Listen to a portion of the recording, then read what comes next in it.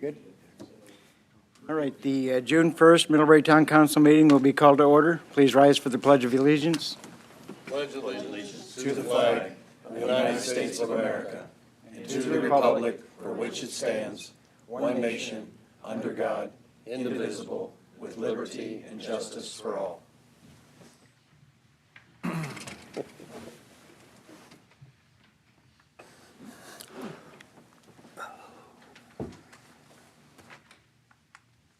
Kent Kaufman, Here. Mike Holloway, Here. Gary Kripe, Here. Carl Miller, Here. and Kevin Miller. Here. All right, we have the minutes for the May 18th meeting.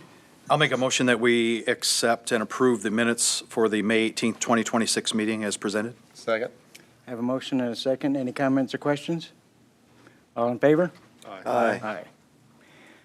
All right, before we open the floor for public comments, I believe you had a comment, Gary? Actually, if you don't mind, I'll start the public comments. Go ahead. I just, for all of us, I guess I just want to remind us that the public comments, rules, and procedures, these are a privilege, not a right. And Officer Brian, please correct me if I'm wrong, a driver's license, an Indiana driver's license is a privilege, not a right. So if I go out and I violate the rules of the road, that privilege will be removed from me to operate a vehicle in the state of Indiana. So again, this is a privilege, not a right. And just a reminder, rule number 4, obviously we have 14 rules, but rule number 4 states that attendees must, submitting public comment, must identify whether or not they are residents of the town of Middlebury. So whether we are residents or non-residents, we of course invite residents and non-residents to make comments, but we do ask that you state whether or not you are a resident or non-resident of the town of Middlebury.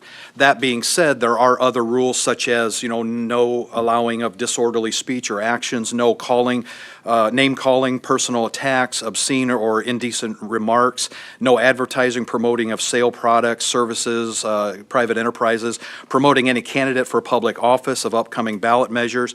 And again, so there are rules. And then if their rules are violated, rule number 11 states an attendee who violates any rule herein adopted shall be deemed as disrupting the public meeting. That's rule number 11. Rule number 12, the presiding officer, the president, may issue warnings to attendees who disrupt the meeting by violating the rules herein adopted. Warnings may be issued orally to the attendee. And then rule number 13, if an attendee receives 3 warnings, the presiding officer may direct the attendee to leave the meeting, or number 2, law enforcement officer to remove the attendee from the meeting if the attendee refuses to leave when directed to do so. So, Mr. President, again, if any one of us violates that, please issue us a warning, as well as any resident or non-resident. And so again, I just thought I would just bring that up to, again, realize that this is a privilege, not a right. And again, there are rules, just as there is with having a driver's license in the state of Indiana. Thank you. Thank you.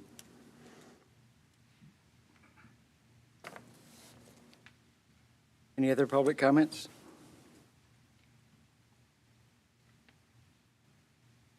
All right, we have the expense vouchers. I'll make a motion that we approve for disbursement the expense vouchers as presented. Second. I have a motion and a second. Any comments or questions? All in favor? Aye. Aye. All right, unfinished business, change order number 2 for water tower number 1 improvements. That's me. My name is Josh Wyman, not a resident of Middlebury, maybe in the future. Thank you. Welcome. I work for JPR, if you guys haven't met me, alongside Kenny Jones and Paul Warnke, kind of managing the construction activities out there at the water plant. And then hopefully water tower number 1 replacement when we get to that point. In the future, I plan to attend some more council meetings, especially when we have some change orders to discuss. Not that, Mary can't speak on these topics, but just don't want to throw her out in the deep end when these are discussions that we've had with IDEM and the contractor and Steve and some of the operations people out there. So I think it should be more of a joint effort, and I'll make sure we do that. So Getting to change order number 2, as I understand it, at the last council meeting, it was briefly presented, maybe not discussed in detail, so I'm here to talk about that a little bit more. Again, this is for contract A, the water tower with Phoenix Fabricators and Erectors as the contractor. For the proposed amount was an increase of $4,163.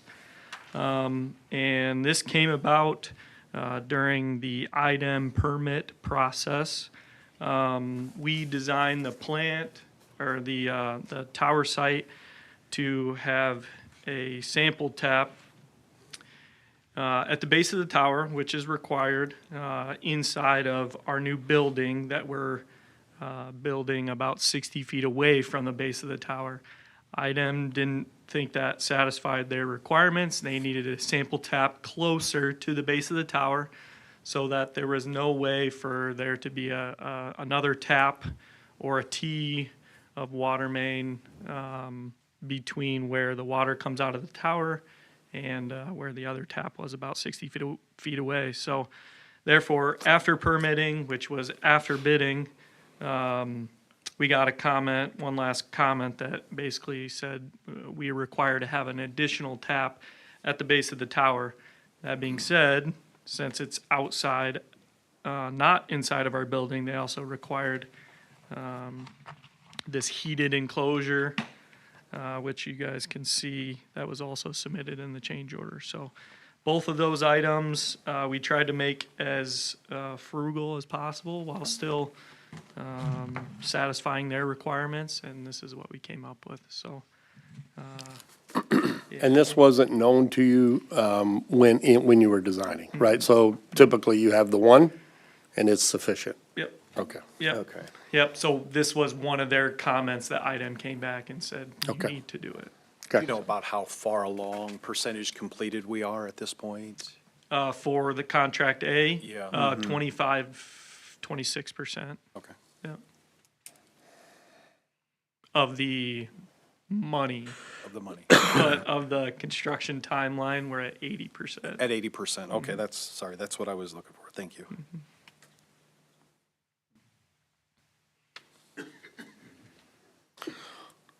So this was just, I mean, you had planned for it.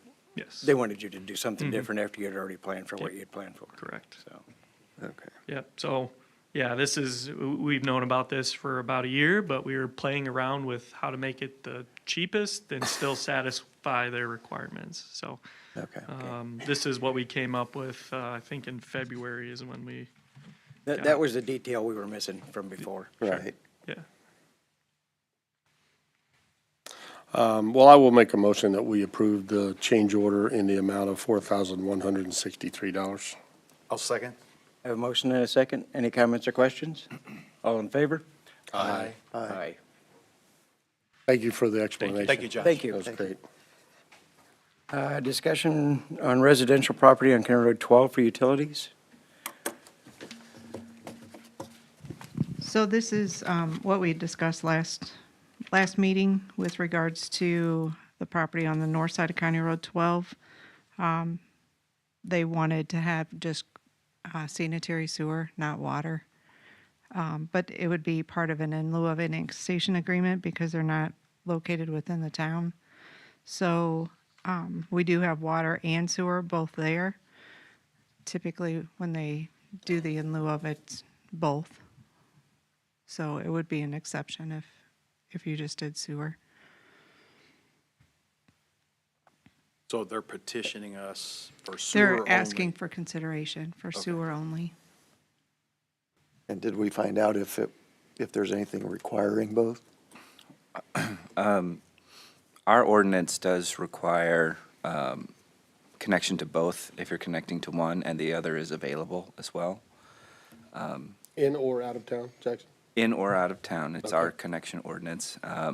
Similarly, the health department would require you to connect, I believe, if the county health department, if you had sewer that was available to you. The theory is, though, even though it runs in front of the house, it's not available because they don't have permission to connect because they're out of the town. Now, when they get permission to connect, now it's available. So that, I would see two different ways where that would be a difficult exception to grant for those two reasons.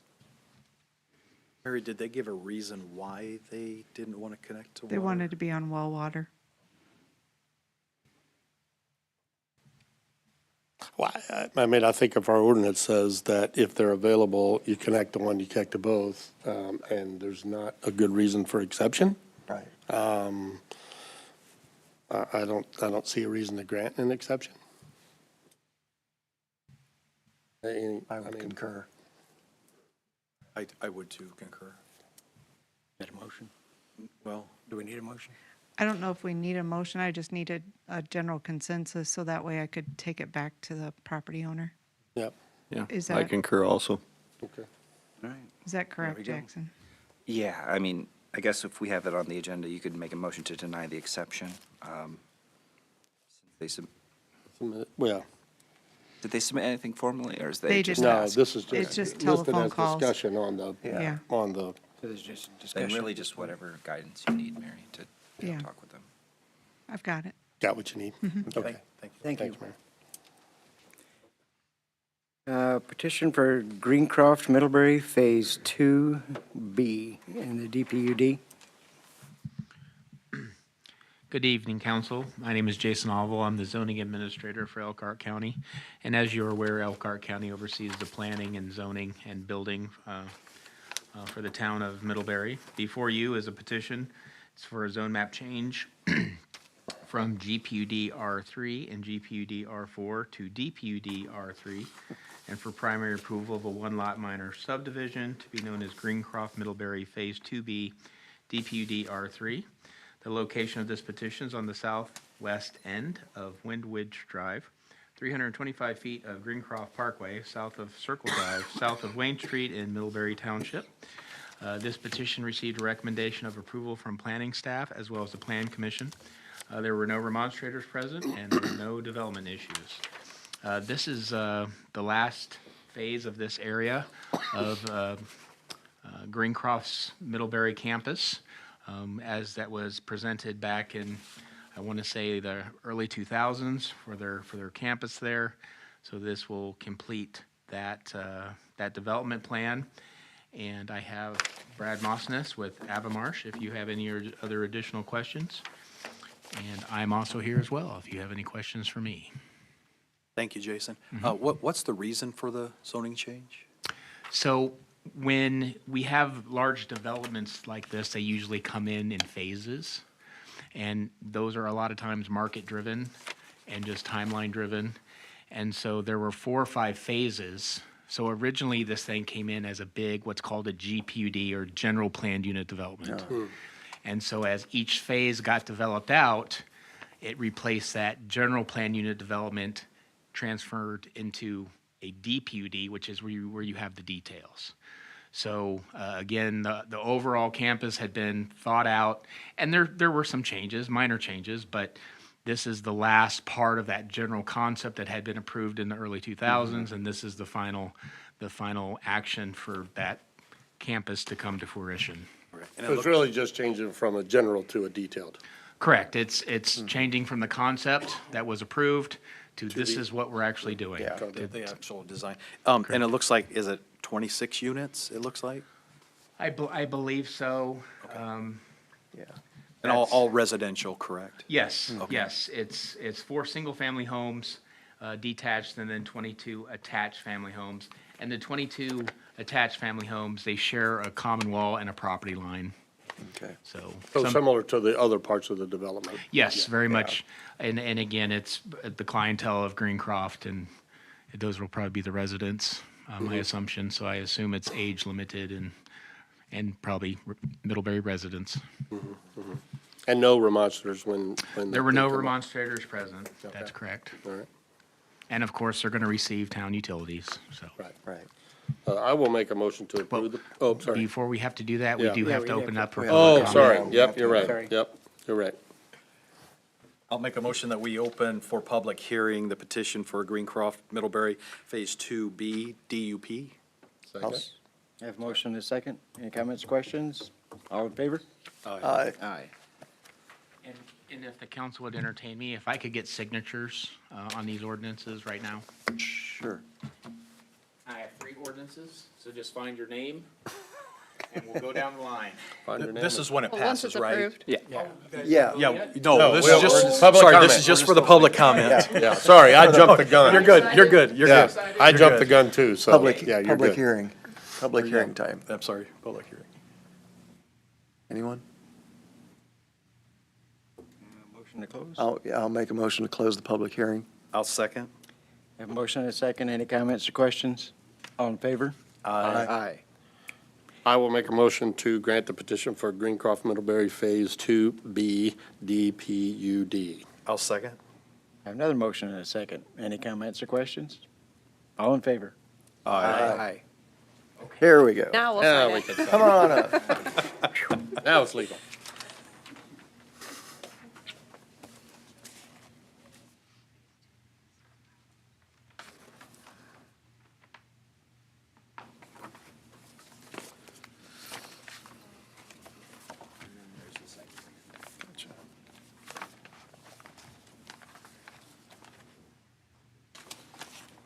I used to live on that property. Yep.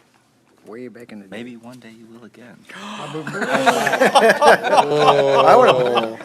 probably had that coming. That is why Jackson is our town attorney I would right put my there. name on the list now. That's right. Did you hear that? You better put your name in now, Carl. Have to, I don't know. So there's a line foreman over Yeah. here. That's funny. Jackson might put me there, I don't know. Here's copy 1. Oh, that was a good one. That's good.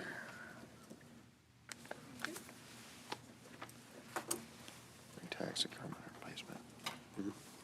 No, this is what you guys talked about at redevelopment. And then this will get recorded and then sent to Yes, us. there's an- Or you, this is for me? Okay.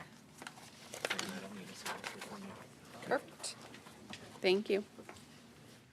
Well, thank you very much. Thank you. Thank you, Jason. All right, certification regarding tax increment replacement amount?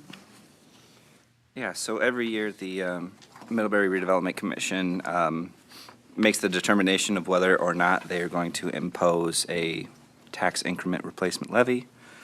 Each year, thus far, we've chosen to not impose that, and this certification goes to council for consent. They would really only ever need to impose a levy in the case where by some legislative action or act outside the power of the commission, tax increment assessed amounts lower to a level where they couldn't meet their obligations based on projected tax income, and we don't have any outstanding obligations, therefore we don't really need to, even though we may have seen potential reductions in increment revenue. We don't have any obligations where we would need to impose any kind of levy. Hold it down that much. Yep, Yeah. correct. So, yeah, we would just be asking for town council's consent to that determination. I'll make a motion to approve the certification regarding tax increment replacement amount. I'll second. Have a motion and a second. Any comments or questions? All in favor? Aye. Aye.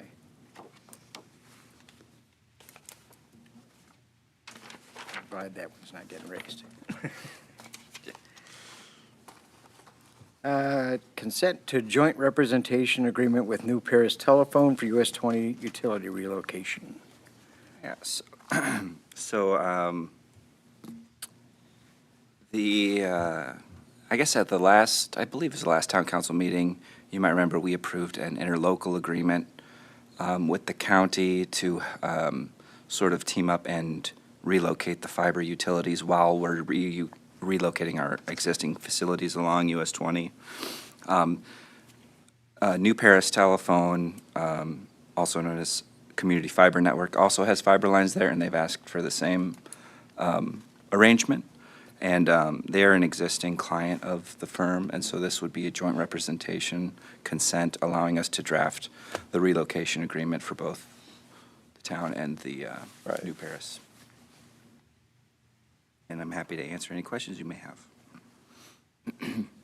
pretty self-explanatory. Yeah, and we've done similar consents for joint representation on others. Yeah. So I will make a motion that we approve the consent to joint representation agreement with New Paris Telephone for the US 20 utility relocation. I'll second. I have a motion and a second. Any comments or questions? All in favor? Aye. Aye. Request for payment to FCI Construction, pay application number 10 for water treatment plant improvements. So pay application number 10 is in the amount of $262,349.38, and it's for work done from May 1st through May 27th. And this is one of those pay apps where you have to get approval from council, so that way you can submit it to the IFA for payment. I'll make a motion that we approve the request for payment, FCI Construction Pay Application Number 10 for wastewater treatment plant in the amount of 206, Water treatment. Water. excuse me, forgive me, water treatment plant in the amount of $262,349.38 for work done between May 1st, 2026 and May 27th, 2026. I'll second. I have a motion and a second. Any comments or questions? All in favor? Aye. Aye. Request to advertise for bids for US 20 from County Road 35 to State Road 13. So we're requesting permission to advertise on Monday, June 8th and Monday, June 15th in the Goshen News. And bids for the project will be due to the clerk treasurer on Monday, July 20th, and then opened at 6 p.m. So this is that interlocal agreement that we had with NDOT, and it also includes the fiber lines. I'll make a motion to approve the request to advertise for bids for US 20 from County Road 35 to State Road 13, advertising on Monday, June 8th and June 15th, due July 20, 2026, and open at the meeting at 6 p.m. I'll second. I have a motion and a second. Any comments or questions? All in favor? Aye. Aye. Request to purchase new heating and cooling system for the water department. So the water department got, I think, requested 3 quotes, and Element Masters was a low bid of $14,935. The heating and cooling system has been there since it was built, and it's just needs to be replaced. So Just out of curiosity, who are the other bidders? you requested quotes from Bill's Heating. Bill's Heating, and locally, that's pretty much all I can get. Did you do, I thought you did a third one. I will let you know tomorrow morning. Okay. But this was a low bid. Yeah. Obviously. Okay. I'll make a motion that we approve the request to purchase new heating and cooling system for the water department for Element Masters upgrade in the amount of $14,935 as presented. I'll second. I have a motion and a second. Any comments or questions? All in favor? Aye. Refund request for utility bill. So we were kind of doing just some updating with the utility accounts, and we came across one that when we changed out the meters, the multiplier was still in the system, so the consumption was being multiplied by 10 before billing. So kind of a big deal, unfortunately. So did some of the math, came up with the numbers. And instead of giving them credit, because it will take quite a while to use that credit, I would just like to cut them a check and refund them Off the books. and get it off the Yeah. books. Yep. Sounds like a Have good they idea. been notified? They have not yet been notified. I figured I would, Christmas at their house? I wanted to figure out what was going to be okay, because I'm pretty sure they're going to be fine with just cutting a check as well. Yeah.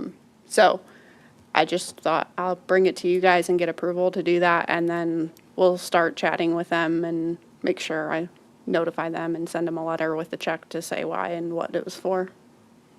Gotcha. That works. I'll make a motion to approve the refund request for the utility bill for L&W Engineering, totaling $41,568.17. $23,409.42 paid out of water, and $18,158.75 to be paid out of sewer. I'll second. I have a motion and a second. Any comments or questions? All in favor? Aye. Aye. Thank you. Could meet somebody's day right there. Yeah, wow. Announcements. Elkhart County. Oh, We have sorry. one more. H. Oh, I forgot about that one. Sorry. We added something here. This one. Oh, this, yeah. Additional paving. Before we move on to that, the TGB unit that's getting put up on the tower, for the automatic meter reading, that's getting really close. So there's going to be a lot of training going on in the utility billing office. And another thing that the water department just told me today is they got all of those MXUs, the readers, on the outside. I think there might be 2 that are still on the inside, but it's because they're like maybe in the center of the building and they have to get up through the roof. But there were a lot of them. They've done a lot of hard work. And so I'd like to say my appreciation for all their work on that. But it's going to make it a lot easier. We'll be able to see if there's constant running water with this TGB. And so it was important to get all those readers to make sure that we can read on a regular basis. So anyway, now we can move on. Sorry. No, thank you. So the asphalt paving, Milestone has got everything almost wrapped up. They've got some cleanup stuff to do still, but on the back, if you look at the top picture, that's the intersection of Heritage Drive and US 20. That approach is in extremely bad condition. And so Milestone gave us a quote to do that intersection. It would be $7,760. And I know that we're going to have, utilities being relocated next year and stuff, but I'm not sure how much more cold patch you can put in there and have it last for another winter. Yeah. They had it patched, and I got a comment from somebody thanking me for that, and like 2 days later, it come back out again. Yeah. So, and then the bottom one is Orpha Drive between County Road 37 and US 20. You can't see it in here very well, but where the horse trough is, it's getting pretty significant. And so they gave us a quote to go from basically right there at County Road 37 to fill in that the horse trough area. And then to also overlay at the intersection, right, the approach at US 20, the loops are showing and everything for the traffic signal. So once we pave over those, it'll make them more secure, and they'll still function. Anyway, that estimate is $13,475, and those 2 can be paid out of like MVH or local roads and streets funds. There's a patch on Wayne Street near the drive to the Pickle House that I think is repairing a water. We had some water issues there with. So that was $960. And then York Drive, there's a patch for some water valves that we did. So the total of all of those added together is $26,000. I don't think that we'll have to do any repair or replacement on those traffic signal loops, but if we do, I'm just throwing it out there that there might be some additional costs. So, and then the roadway funds that we've already allocated from MVH and local roads and streets is the 2026 paving, the Wayne Street drainage repair, and Powell Drive. And so that totals $285,000. And if you add the additional out of the 2 that are in the upper numbers 2 and 3, it would total $306,235. And currently there's $392,000 in those funds. So, and then the only other roadway that might need some work this year, just to hold it over until we get to reconstructing it, is Bristol Avenue. It's fallen apart pretty good. But I think if we would do a double chip seal on it, it'd last us for 3 or 4 years and get us to where we need to be. I don't have a quote on that, but, so basically what I was asking is for consideration if we would be okay to go ahead and add these 4 locations to that, and we would need to do a change order. I just didn't have time to put it all together, but I kind of needed to show you what was going on and what the cost would be. This one here, correct me if I'm wrong, this is on 22 near 37 Orpha Drive, yeah. or for Dyke? Yeah. Yep. Are we redoing that in the coming years? So, yes, that's going to be bid out. Bids are due at the next meeting for Orpha Drive, but it's the section between the lift station, where Antler Lift Station is, to US 20. So we've got to get through another winter with that, and those troughs are getting to be pretty significant and holding water. And so then in the wintertime, it freezes and causes issues. It just, Yeah, it's high traffic. I was thinking that was coming up, though. and It I just- is. I thought It- if we could limp through. well, it's just it'd like Heritage, save- Oh. it's just like Heritage Drive. I mean, it makes me sick to have to like do this stuff, but I don't know that it can make it through another winter. And that's where the concern is, and kind of trying to save you from having your phone blow up too, as council. Do we need to wait for the change order to approve this? The contractors can do this. His equipment is still here. I'm afraid if we wait until he pulls all that equipment, that we'll have another Extra remote expense to bring fee. it back. Yeah. So, I mean, if, Can we do it based on the If we, amount? yeah, if we did it stipulated on the amount. Okay, that was my question, I guess. okay, Yeah. You know what the change order number would be? 1. Change order number 1. Number 1. And I'll bring that to the next meeting, but I wasn't quite sure. Pending change order. Yeah, I will make a motion that we approve the pending change order number 1 for an amount not to exceed $26,000 for the 4 items listed in the memo here. I'll second. I have a motion and a second. Any comments or questions? All in favor? Aye. Aye. Will we need to formally, once we have a written one? Oh, okay. Thank I you. would think so, right? Just, yeah. All right. Sorry, I skipped over that part.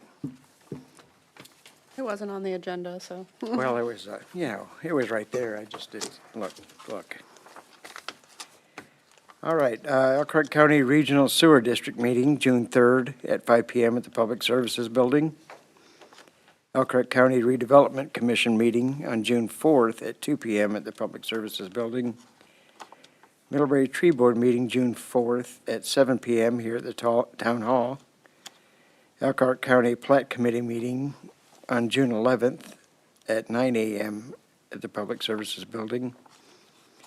Elkhart County Plan Commission meeting on June 11th at 9:30 AM at the Public Services Building.